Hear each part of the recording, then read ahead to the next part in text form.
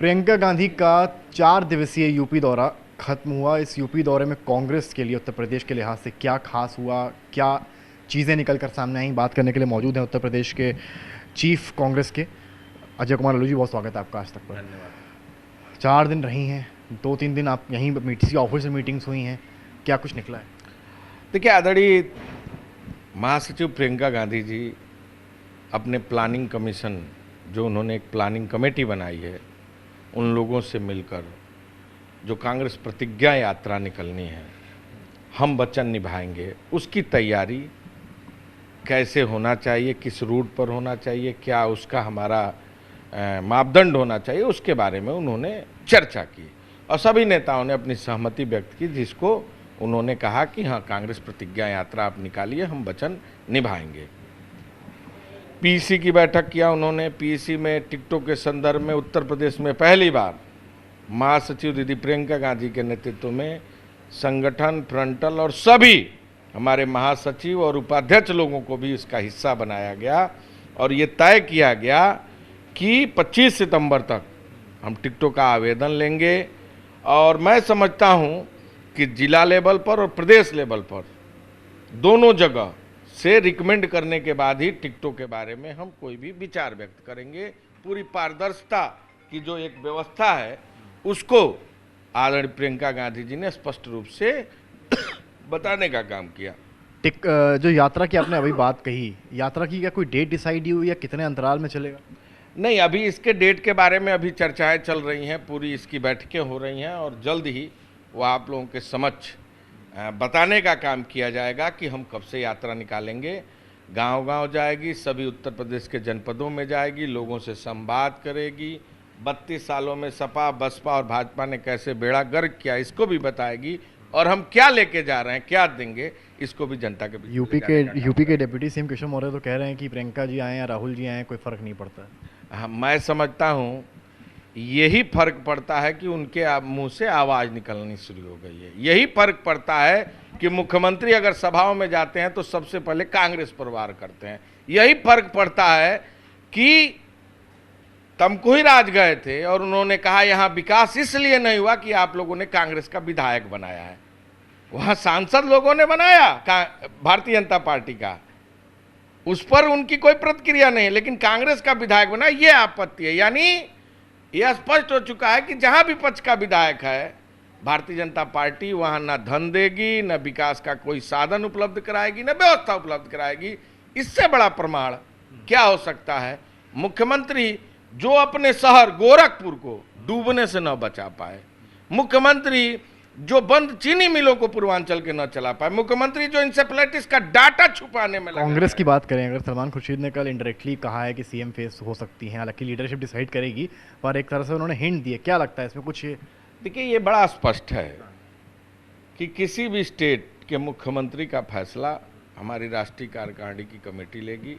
CWC उसके लिए बनी हुई है और आदरणीय राष्ट्रीय अध्यक्षा जी उसको निर्णय लेंगे और मैं समझता हूँ ये उनका अधिकार है, इसमें हम लोग पार्टी में हवा है। देखिए, मैं बड़ा स्पष्ट हूँ कि CWC के अंतर्गत ही ये चीज़ें तय हो सकती हैं। अच्छा, एक चर्चा और है, कार्यकर्ताओं ने मांग तक कर दी है कि भाई रायबरेली सीट से आप चुनाव लड़िए प्रियंका जी।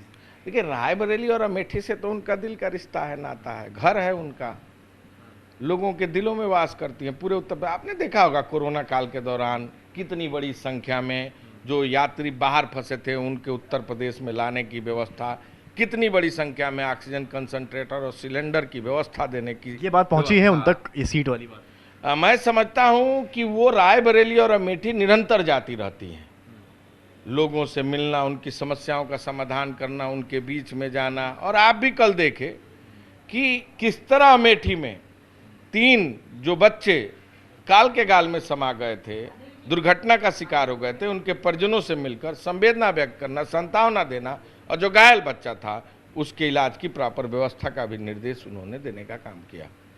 अब्बाजान बहुत चर्चा में है। कल योगी आदित्यनाथ ने फिर से कुशीनगर से कहा है कि 17 से पहले केवल अब्बाजान बोलने वालों को ही सारा राशन मिलता था, वही सब डाइजेस्ट कर जाते थे।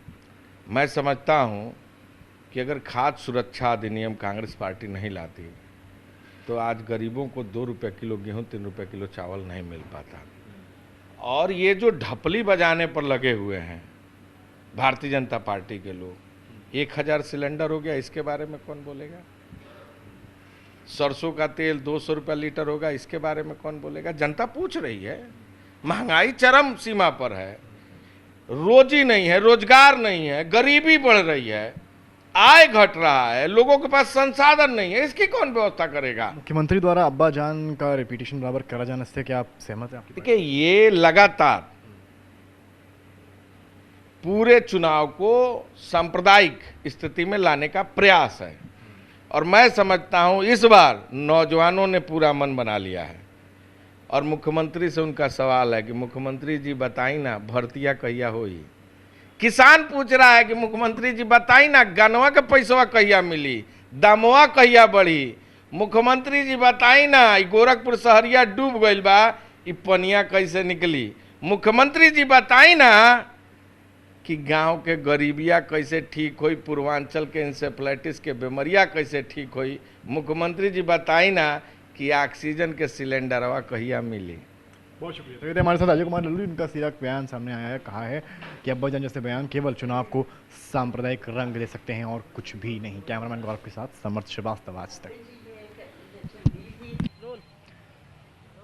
सलमान खुर्शीद के प्रियंका गांधी के उत्तर प्रदेश के सीएम फेस होने की बात में दम हो या ना हो, पर इससे पार्टी लाइन में एक कड़ा मैसेज गया है, जिसके बाद पार्टी के कार्यकर्ता जोश में हैं। उनका मानना है कि रायबरेली और अमेठी हमेशा से गांधी परिवार का गढ़ रहा है, और अगर प्रियंका गांधी सीएम फेस की तरह सामने आती हैं तो पार्टी को यूपी चुनाव से पहले एक बड़ी जीत मिल सकती है। कैमरामैन गौरव के साथ समर्थ श्रीवास्तव, आज तक।